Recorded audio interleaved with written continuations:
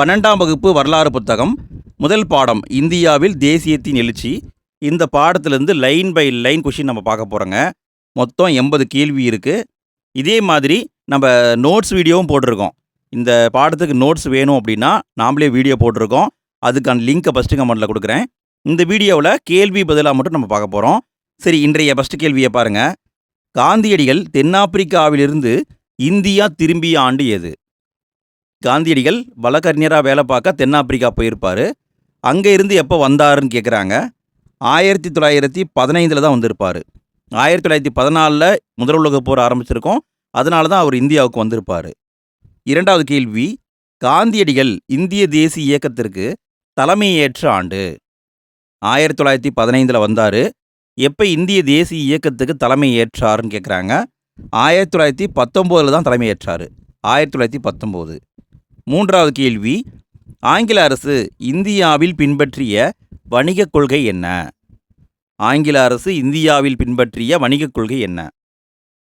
இதுக்கான பதில் லேசே ஃபேர் அப்படின்னு சொல்லுவாங்க. அதாவது கட்டுப்பாடற்ற சுதந்திர வணிகம் அப்படிங்கிற முறையை தான் ஆங்கில அரசு பின்பற்றினாங்க. நான்காவது கேள்வி, இண்டிகோ கழகம் நடைபெற்ற ஆண்டு எது? இண்டிகோ கழகம் எப்பொழுது நடைபெற்றது? 1859 ஆரம்பித்து 1860 வரைக்கும் நடந்தது. 1859, 1860. ஐந்தாவது கேள்வி, 1891 முதல் 1900 வரையிலான 10 ஆண்டுகளில் 10 ஆண்டுகளில் பஞ்சத்தினால் இந்தியாவில் 19 மில்லியன் மக்கள் உயிரிழந்ததாக குறிப்பிட்டுள்ள மெட்ராஸ் டைம்ஸ் பத்திரிகையின் ஆசிரியர் யார்?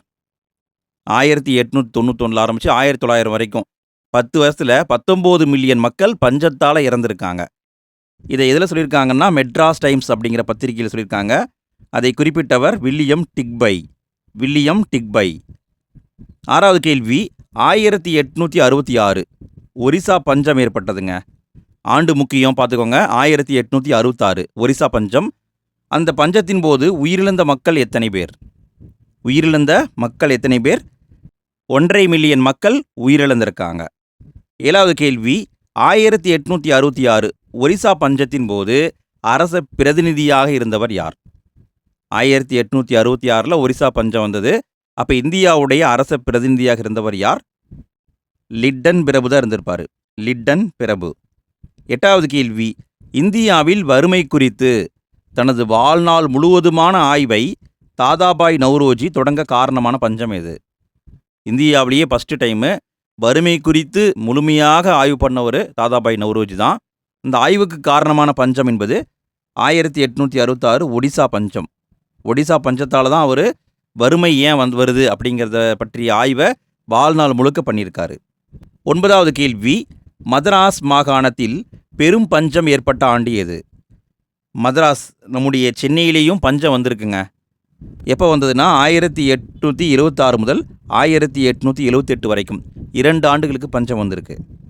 10வது கேள்வி, 1876 முதல் 1878 வரை மதராஸ் பஞ்சத்தின் போது அரச பிரதிநிதியாக இருந்தவர் யார்? ஒடிசா பஞ்சம்னா லிட்டன்னு பார்த்தோம். மதராஸ் பஞ்சம் வந்திருக்கு இல்லையா? இப்போ யார் இருந்தாங்க அப்படின்னா இங்கேயும் லிட்டன் தான் இருந்தார். லிட்டன் பிரபு தான் இருந்தார். 11வது கேள்வி, 1876 முதல் 1878 வரை நடந்த மதராஸ் பஞ்சத்தின் போது உயிரிழந்த மக்கள் எத்தனை பேர்? உயிரிழந்த மக்களுடைய எண்ணிக்கை கேட்குறாங்க. இதுக்கான பதில் 3.5 மில்லியன் மக்கள் இறந்துருக்காங்க. 2 வருஷம்தான் 3.5 மில்லியன் மக்கள் இறந்துருக்காங்க.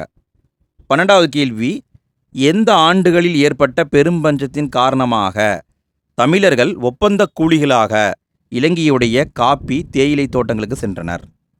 என்ன நடந்திருக்கும்னா 1815 இலங்கையுடைய ஆளுநர் தமிழ்நாட்டு ஆளுநருக்கு ஒரு கடிதம் போடுவார். இந்த மாதிரி கூலி ஆட்கள் வேணும் அனுப்புங்கன்ட்டு. ஆனால் இவங்க அனுப்ப மாட்டாங்க. பிறகு 1833 1843 பெரும் பஞ்சம் வந்திருக்கும். பஞ்சத்தால் மக்கள் பிழைச்சுத்தானே ஆகணும். அப்போ என்ன பண்ணுவாங்கன்னா இவங்க இலங்கைக்கு போயிடுவாங்க. பெரும் பஞ்சம் ஏற்பட்ட ஆண்டுகள் 1833, 1843. 13வது கேள்வி, பிரிட்டிஷ் இந்தியாவில் அடிமை முறை ஒழிக்கப்பட்ட ஆண்டு? முக்கியமான கேள்விங்க. பிரிட்டிஷ் இந்தியாவில் அடிமை முறையை எப்போ ஒழிச்சாங்க? இதுக்கான பதில் 1843. 1843. 14வது கேள்வி.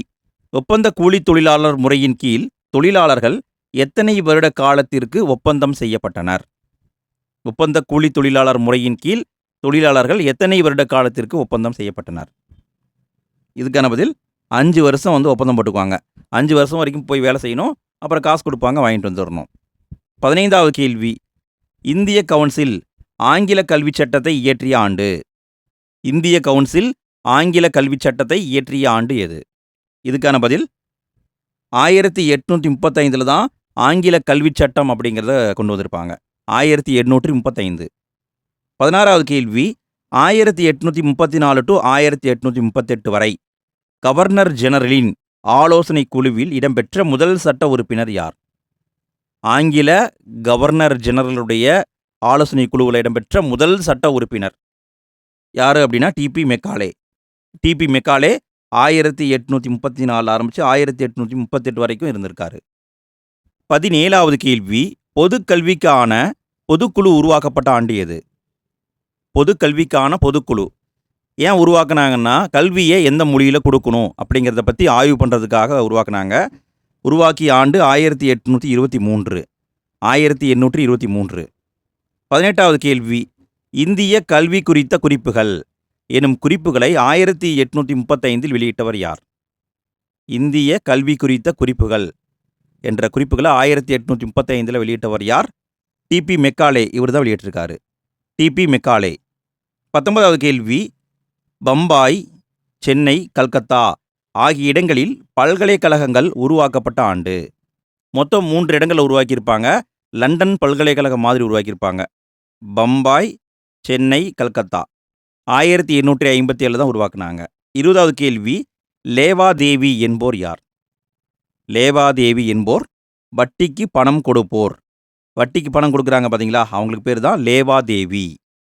21வது கேள்வி. இயக்கங்களை பொறுத்துக. இயக்கங்களை உருவாக்கினவங்களோட பொருத்தணும். இதுக்கான பதில் பிரம்ம சமாஜத்தை உருவாக்கியவர் ராஜாராம் மோகன் ராய். பிரார்த்தனை சமாஜத்தை உருவாக்கியவர் ஆத்மராம் பாண்டுரங். அலிகார் இயக்கத்தை உருவாக்கினவர் சர் சையத் அகமது கான். ஆரிய சமாஜத்தை உருவாக்கியவர் தயானந்த சரஸ்வதி. 22வது கேள்வி. இயக்கங்களை பொறுத்துக. இயக்கங்களை அதை உருவாக்கிய ஆண்டோட பொருத்தணும். இதுக்கான பதில் பிரம்ம சமாஜம் தான் ஃபஸ்ட்டு உருவாக்கப்பட்டது 1828. பிரார்த்தனை சமாஜம் 2வது 1867. அலிகார் இயக்கம் 1875. ஆரிய சமாஜம் இதுவும் 1875 தான். இந்த ரெண்டுமே ஒரே வருஷம்தான். 23வது கேள்வி. 1857 அந்த ஆண்டில் ஜூன் முதல் செப்டம்பர் வரைக்கும் டெல்லி முற்றுகை பண்ணாங்க. அந்த டெல்லி முற்றுகையை கொள்ளையடிப்பதில் உண்மையில் ஆங்கிலேயர் நாதிர்ஷாவை மிஞ்சிவிட்டனர் என்று குறிப்பிட்டவர் யார்? கொள்ளையடிக்கிறதுல ஆங்கிலேயர்கள் நாதிர்ஷாவை விட ஒரு படி மேலே போயிட்டாங்க என்று குறிப்பிட்டவர் எல்பின்ஸ்டன். இவர் தான் சொல்லியிருக்காரு, எல்பின்ஸ்டன். 24வது கேள்வி. இந்தியாவில் குடிமைப் பணிக்கான தேர்வுகள் அறிமுகமான பொழுது வயது வரம்பு டேஸ் என நிர்ணயம் செய்யப்பட்டது. இந்தியாவில் குடிமைப் பணிக்கான தேர்வு அறிமுகப்படுத்துகிறாங்க. அப்பொழுது வயது 21 அப்படின்னு வச்சுருந்தாங்க. நிறைய பேர் தேர்வில் பாஸ் ஆகிறத பார்த்துட்டு பிறகு 19 என்று மாற்றப்பட்டது. ஆரம்பத்தில் 21, பிறகு 19 என்று மாற்றினாங்க. 25வது கேள்வி. ஆங்கில அரசுக்கு எதிராக வெறுப்புணர்வை தூண்டும் முயற்சிகளை மேற்கொள்வோருக்கு தண்டனை அளிக்கக்கூடிய அடக்குமுறை ஒழுங்காற்று சட்டமானது. அடக்குமுறை ஒழுங்காற்று சட்டம், இதை தேச துரோக சட்டம் அப்படின்னு சொல்லுவாங்க.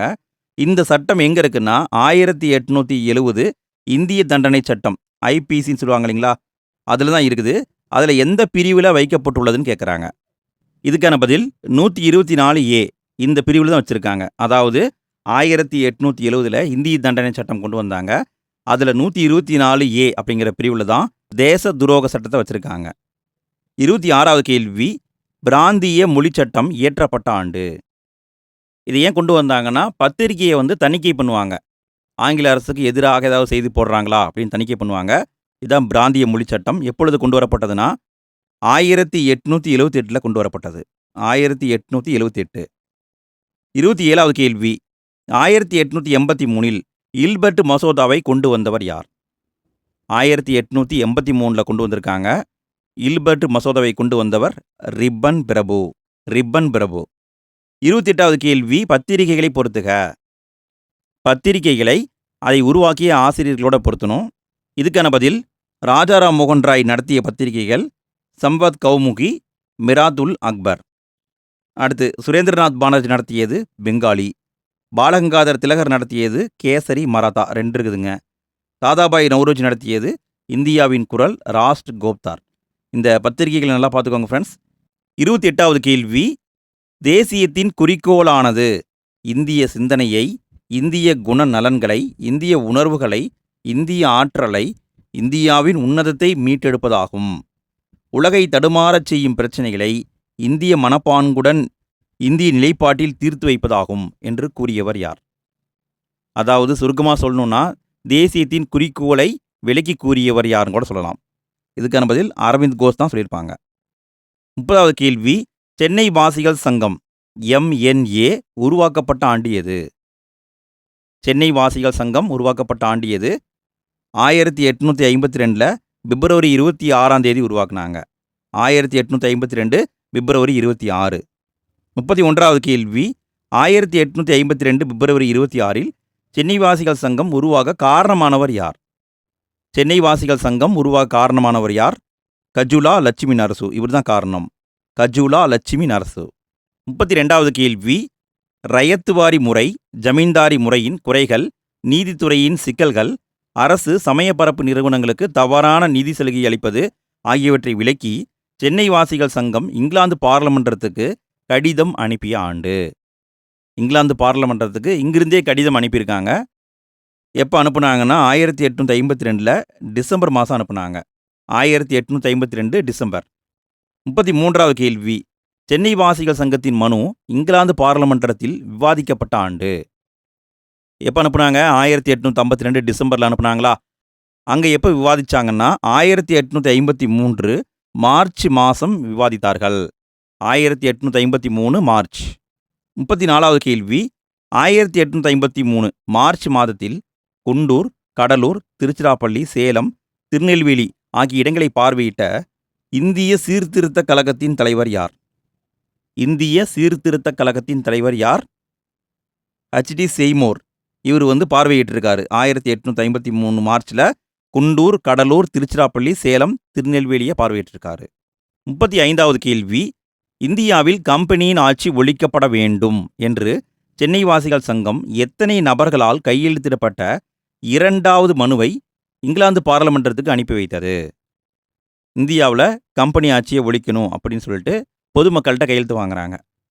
14,000 பேர் 14,000 பேர்கிட்ட கையெழுத்து வாங்கி அந்த மனுவை இங்கிலாந்து பாராளுமன்றத்துக்கு அனுப்புகிறாங்க. 36வது கேள்வி, சென்னை வாசிகள் சங்கம் முற்றிலுமாக இல்லாமல் போன ஆண்டு. சென்னை வாசிகள் சங்கம் முற்றிலும் இல்லாமல் போன ஆண்டு 1866 கஜுலா லட்சுமி நரசு அவர் இறந்துருவார். 1881 இந்த சங்கம் இல்லாமல் போய்விட்டது. 1881. 37வது கேள்வி, சென்னை மகாஜன சங்கம் MMSன்னு சொல்லுவாங்க, உருவாக்கப்பட்ட ஆண்டு எது? சென்னை மகாஜன சங்கம் உருவாக்கப்பட்ட ஆண்டு எது? 1884 உருவாக்குனாங்க. 1884. 38வது கேள்வி, 1884 மே 16 நடைபெற்ற சென்னை மகாஜன சங்கத்துடைய தொடக்க விழாவில் கலந்து கொண்டவர் யார்? 1884 மே 16 தான் தொடக்க விழா நடக்குது. அந்த விழாவில் கலந்து கொண்டவர்கள் சேலம் ராமசாமி, வீரராகவாச்சாரி, அனந்தா சார்லு, பாலாஜி ராவ். அனைவரும் சரிங்க, அனைவருமே கலந்து கொண்டார்கள். 39வது கேள்வி, இந்தியாவிற்கு இறக்குமதியாகும் பருத்தி இலை துணிகளின் மீது இறக்குமதி வரி விதிக்கப்பட வேண்டும் என ஜவுளி ஆலை உரிமையாளர்கள் போராட்டம் நடத்திய ஆண்டு. அதாவது இங்கிருந்து அனுப்பணும்னா டேக்ஸ் போடுறாங்க, அங்கிருந்து வந்தால் டேக்ஸ் போடுறது கிடையாது. அப்படியெல்லாம் பண்ணக்கூடாது, இங்கிலாந்துலேருந்து வந்தாலும் டேக்ஸ் போடுங்கன்னு சொல்லி இந்தியாவில் இருக்கிற ஜவுளி ஆலை உரிமையாளர்கள் போராட்டம் பண்ணியிருக்காங்க. எப்போன்னா 1875 பண்ணியிருக்காங்க. 1875. 40வது கேள்வி, அரசு பணிகள் இந்திய மயமாக்கப்பட வேண்டும் என்ற கோரிக்கை எழுந்த ஆண்டு எது? அரசு பணிகளை இந்திய மயமாக்கணும் அப்படின்னு கோரிக்கை வச்சுருக்காங்க. எப்போன்னா 1877. 1877. 41வது கேள்வி, வட்டார மொழி பத்திரிகை சட்டத்திற்கு எதிராக போராட்டங்கள் நடைபெற்ற ஆண்டு. வட்டார மொழி பத்திரிகை சட்டம் எப்போ கொண்டு வந்தாங்க? 1878 கொண்டு வந்தாங்க. அப்போ தான் போராட்டமும் நடந்திருக்கு. 42வது கேள்வி, இல்பர்ட் மசோதாவிற்கு ஆதரவாக போராட்டங்கள் நடைபெற்ற ஆண்டு எது? இல்பர்ட் மசோதாவை எப்போ கொண்டு வந்தாங்க? 1883 ரிப்பன் பிரபு கொண்டு வந்தார். அதற்கு ஆதரவாக போராட்டங்கள் நடந்திருக்கு. 43வது கேள்வி, 1884 டிசம்பரில் சென்னையில் நடைபெற்ற பிரம்மஞான சபையின் கூட்டத்திற்கு தலைமையேற்றவர் யார்? இங்கே தான் இந்திய தேசிய காங்கிரஸ் உருவாக்கப்பட வேண்டும் அப்படிங்கிற கருத்து உருவாகுது. இந்த பிரம்மஞான சபையுடைய கூட்டத்துக்கு தலைமையேற்றவர் ஆலன் ஆக்டேவியன் ஹியூம். 44வது கேள்வி, இந்திய தேசிய காங்கிரஸ் உருவாக காரணமானவர் யார்? இந்திய தேசிய காங்கிரஸ் உருவாக காரணமானவர் ஆலன் ஆக்டேவியன் ஹியூம். 45வது கேள்வி, இந்திய தேசிய காங்கிரஸ் உருவாக்கப்பட்ட ஆண்டு. இந்திய தேசிய காங்கிரஸ் உருவாக்கப்பட்ட ஆண்டு 1885 டிசம்பர் 28 உருவாக்குனாங்க. 1885 டிசம்பர் 28. இந்திய தேசிய காங்கிரஸ் உருவாக்கப்பட்ட இடம். இந்திய தேசிய காங்கிரஸை ஃபஸ்ட்டு எங்கே உருவாக்குனாங்க?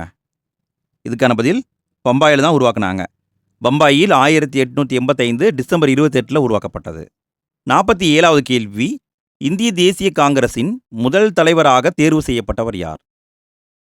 இந்திய தேசிய காங்கிரஸுடைய முதல் தலைவராக தேர்வு செய்யப்பட்டவர் உமேஷ் சந்திர பானர்ஜி.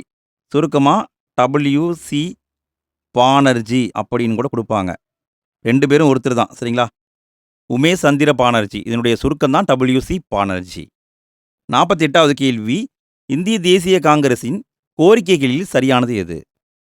இந்திய தேசிய காங்கிரஸ் உருவாக்கப்பட்ட உடனே சில கோரிக்கைகளை வச்சாங்க. இதுக்கான பதில் அரசாங்கத்தில் பங்கேற்க வாய்ப்பு வழங்கப்பட வேண்டும், நிலவரியை குறைக்க வேண்டும், குடிமைப்பணி தேர்வுகளை இங்கிலாந்திலும் இந்தியாவிலும் ஒரே நேரத்தில் நடத்த வேண்டும், நிர்வாகமும் நீதி நிர்வாகமும் தனித்தனியே முற்றிலும் பிரிக்கப்பட வேண்டும். அனைத்தும் சரிங்க. இங்கே இருக்கிற அனைத்தும் சரி என்பது தான் ஆன்சர். 49வது கேள்வி, இந்திய தேசிய காங்கிரஸுடைய மாநாடுகளை பொறுத்துக. முதல் 4 மாநாடுகளை கொடுத்துருக்காங்க. இது சரியாக பொருத்தணும். இதுக்கான பதில் 1885 ஃபஸ்ட்டு மாநாடு நடைபெற்ற இடம் பம்பாய். 1886 2வது மாநாடு கல்கத்தாவில் நடந்தது. 1887 3வது மாநாடு சென்னையில் நடந்தது. 1888 4வது மாநாடு அலகாபாத்தில் நடைபெற்றது. 50வது கேள்வி, இந்திய தேசிய காங்கிரஸின் சிறப்பு மாநாடுகளை பொறுத்துக. சிறப்பு மாநாடுகள் அப்படின்னு பார்த்தீங்கன்னா மொத்தம் 4 நடந்திருக்குங்க. இதுக்கான பதில் 1918 பம்பாயில் தான் நடந்தது. ஃபஸ்ட்டு சிறப்பு மாநாடு நடைபெற்ற இடம் பம்பாய். 1920 கல்கத்தாவில் நடந்தது. 1923 டெல்லியில் நடத்தினாங்க.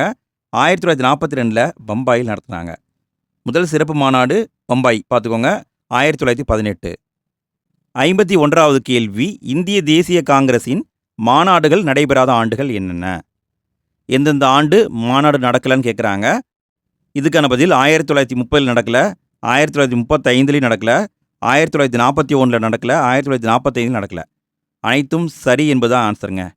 நல்ல கவனிங்க. 1930, 1935, 1941 முதல் 1945 வரைக்குமே நடக்கலை, சரிங்களா? இடைப்பட்ட ஆண்டுகள்லையும் நடக்கலை. 52வது கேள்வி, இந்திய தேசிய காங்கிரஸுடைய மாநாடுகளை பொறுத்துக. அதிக முறை எங்கே நடந்திருக்குங்கிறத வச்சு பொருத்தணும். அதிகமாக 10 முறை நடந்தது வந்து கல்கத்தாவில் நடந்திருக்கு, 7 முறை பம்பாயில் நடந்திருக்கு, 7 முறை சென்னையில் நடந்திருக்கு, 4 முறை டெல்லியில் நடந்திருக்கு. அதிகமான முறை 10 முறை நடந்ததுன்னு பார்த்தீங்கன்னா கல்கத்தா தான். 53வது கேள்வி, சென்னையில் நடைபெற்ற இந்திய தேசிய காங்கிரஸ் மாநாடுகளுக்கு தலைமை வகித்தவர்களை பொறுத்துக. இது வந்து புக்கில் இல்லைங்க, இது வந்து அவுட் சோர்ஸ் கொஸ்டின். நீங்கள் டிஎன்பிஎஸ்சிக்கு படிக்கிறீங்கன்னா கண்டிப்பாக தெரிஞ்சு வச்சுக்கணும். 1887 3வது மாநாடு சென்னையில் நடந்தது. அதன் தலைவர் பக்ருதீன் தியாப்ஜி. 1894 தலைவராக வந்தவர் ஆல்பிரட் வெப்பு. 1898 மாநாட்டுக்கு தலைமையேற்றவர் ஆனந்த மோகன் போஸ். 1903 தலைமை வகித்தவர் லால் மோகன் கோஸ். 54வது கேள்வி, இந்திய தேசிய காங்கிரஸின் கூட்டத்தின் தலைவர்களை பொறுத்துக. கூட்டத்துடைய தலைவர்கள் யாருன்னு கேட்குறாங்க. முன்னாடி வந்து நம்ம என்ன பார்த்தோம்? முதல் மாநாடு எங்கே நடந்துச்சு, செகண்ட் எங்கன்னு பார்த்தோம் இல்லையா? அதன் தலைவர்கள் யாராருன்னு கேட்டிருக்காங்க. 1885 பம்பாயில் முதல் மாநாடு நடைபெற்றது. அதனுடைய தலைவர் உமேஷ் சந்திர பானர்ஜி. 1886 கல்கத்தாவில் நடைபெற்றது. தலைவர் தாதாபாய் நவ்ரோஜி. 1887 சென்னையில் நடைபெற்றது. பக்ருதீன் தியாப்ஜி. நல்ல கவனிங்க, இவர் தான் முதல் முஸ்லிம் தலைவர். இந்திய தேசிய காங்கிரஸுக்கு தலைமை வகித்த முதல் முஸ்லிம் தலைவர்.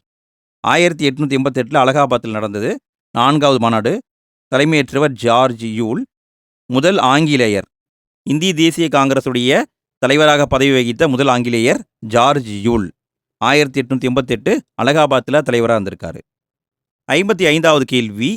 1897 சுயராஜ்யம் எனது பிறப்புரிமை, அதை அடைந்தே தீருவேன் என்று முழங்கியவர் யார்?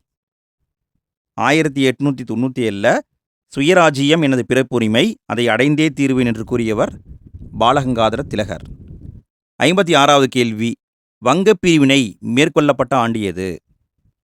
வங்கப் பிரிவினை மேற்கொள்ளப்பட்ட ஆண்டு 1905. வங்கப் பிரிவினை யார் பண்ணாங்க? யார் பண்ணாங்கங்கிறது முக்கியம். பதிலை கமெண்ட்டில் பதிவு பண்ணுங்கள் ஃப்ரெண்ட்ஸ். அது மட்டும் இல்லாமல் வங்கப் பிரிவினையை பற்றி ஃபஸ்ட்டு அறிவிச்சிருப்பாங்க. பிரிச்சிருக்க மாட்டாங்க, அறிவிச்சிருப்பாங்க. அப்புறம் தான் அதிகாரப்பூர்வமாக பிரிச்சிருப்பாங்க. எப்போ அறிவிப்பு கொடுத்தாங்க, எப்போ பிரித்தாங்க, இது 10th புக்கில் இருக்குது, நீங்கள் படிச்சிருப்பீங்க. இதுக்கான பதிலை கமெண்ட்டில் பதிவு பண்ணுங்கள் ஃப்ரெண்ட்ஸ். எத்தனை பேர் கரெக்டான ஆன்சர் போடுறீங்கன்னு பார்ப்போம். 57வது கேள்வி. 1885 இந்திய தேசிய காங்கிரஸ் உருவாக்கப்பட்ட பொழுது எத்தனை பகுதியினர் பத்திரிகையாளர்களாக இருந்தனர்? 1885 இந்திய தேசிய காங்கிரஸ் உருவாக்கப்பட்டது. அப்போ இருந்த உறுப்பினர்களில் 3 ஒரு பகுதியினர் பத்திரிகையாளர்கள். 3 ஒரு பகுதியினர் பத்திரிகையாளர்கள். 58வது கேள்வி. இந்தியாவின் குரல், அதாவது வாய்ஸ் ஆஃப் இந்தியா, ராஸ்த் கோப்தார் என்னும் பத்திரிகைகளை தொடங்கி அதன் ஆசிரியராக பணியாற்றியவர் யார்?